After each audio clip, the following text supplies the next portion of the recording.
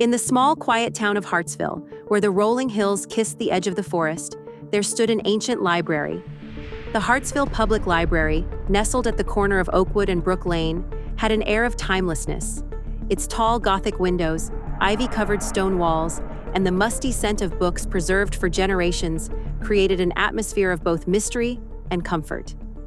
At the center of this mysterious yet warm place worked a librarian named Eleanor Fairchild, a woman of remarkable beauty and intelligence, but cloaked in solitude and sorrow. Eleanor had always preferred the company of books to people. In the pages of novels and history, she found safety and predictability, something she had lacked in her tumultuous past. Her long auburn hair cascaded down her back, and her eyes, a sharp emerald green, were filled with an untold depth. She was the keeper of stories, the guardian of knowledge. But beneath her calm exterior, she held secrets, dark, ancient secrets that not even the dusty tomes around her could reveal. One fateful autumn evening, as the golden leaves rustled outside the grand library windows, a stranger entered Hartsville. His arrival was unremarkable at first, but it was the kind of moment that shifted the very fabric of fate.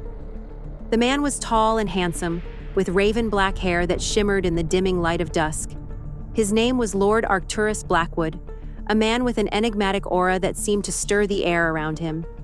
Little did Eleanor know that this mysterious figure would soon unravel the tightly knit threads of her life and expose the passion and deception buried within. Eleanor stood at her usual place behind the mahogany counter, sorting through a pile of returned books. The clink of the library's brass bell echoed through the high-arched halls, signaling the entrance of a visitor. Eleanor glanced up briefly, her gaze landing on the stranger. He was not like the usual patrons who frequented the library. His clothing was elegant, a rich velvet coat and polished leather boots that hinted at wealth and nobility. He approached with deliberate grace, his eyes scanning the shelves with curiosity before locking onto Eleanor's. "Good evening," he said, his voice deep and smooth as velvet. "I've recently moved into Blackwood Manor, and I was hoping to find some local historical records."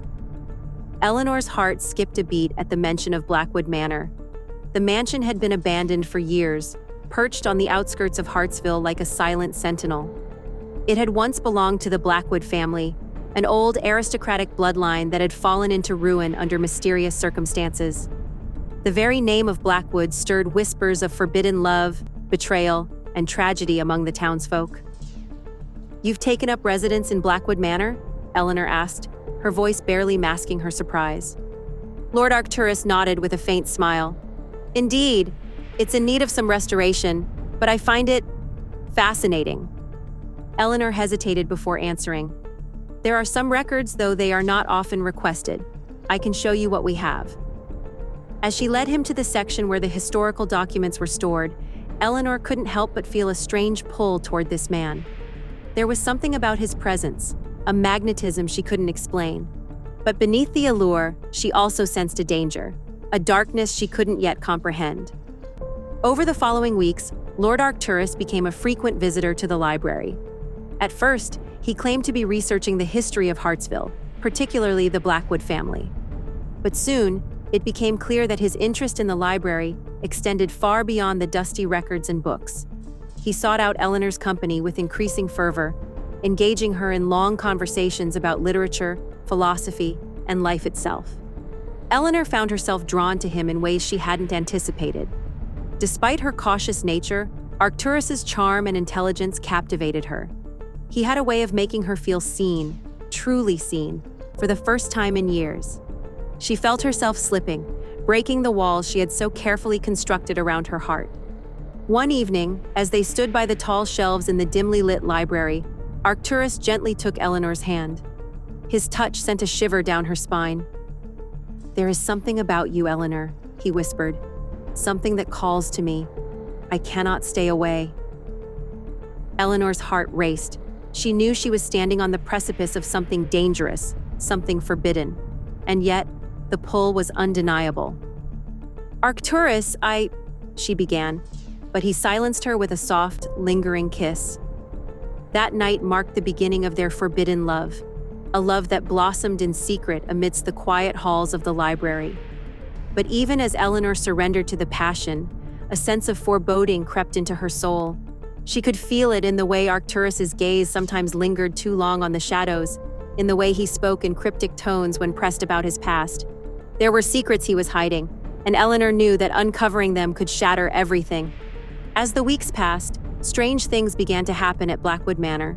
The townspeople whispered of ghostly apparitions, of eerie lights flickering in the windows late at night. Eleanor tried to ignore the rumors, but when Arcturus invited her to the manor for the first time, she couldn't shake the feeling that she was stepping into something far more dangerous than she had imagined. The manor itself was a grand, decaying structure. Ivy crawled up its stone walls, and the windows, though cleaned, still bore the grime of decades of neglect.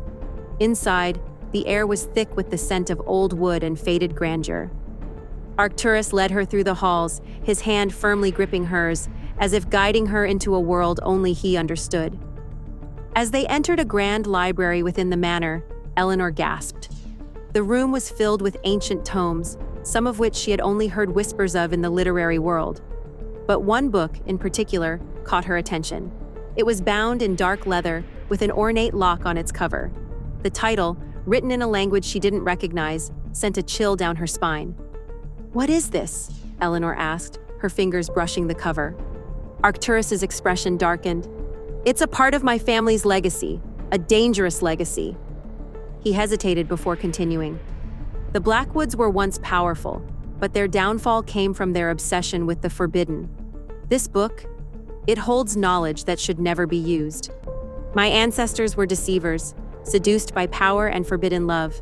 It destroyed them. Eleanor's heart raced as she realized the depth of what Arcturus was revealing.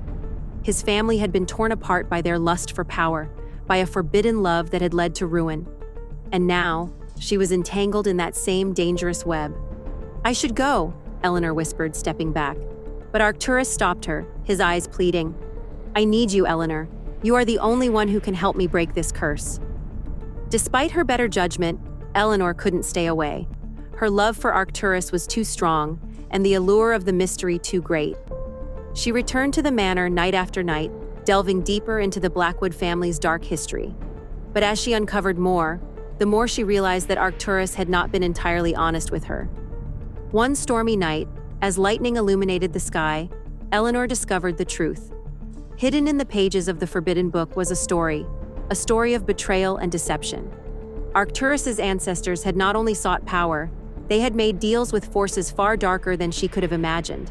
And Arcturus himself was bound to those same forces, cursed to repeat the sins of his forefathers, unless he could find someone to break the cycle. Eleanor's blood ran cold. She had been deceived, manipulated into falling in love with Arcturus so that she could be the key to breaking his curse. It had never been about love.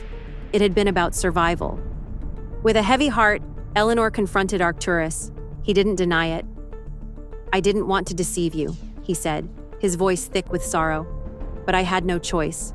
The curse is real, and it will consume us both unless we stop it." Tears filled Eleanor's eyes as she realized the depth of the deception. She had given her heart to a man who had used her, and now she was trapped in a web of ancient evil. Eleanor stood at a crossroads. She could walk away, leave Arcturus to his fate, or she could choose to help him break the curse, even if it meant risking her own soul. In the end, her love for him was too strong.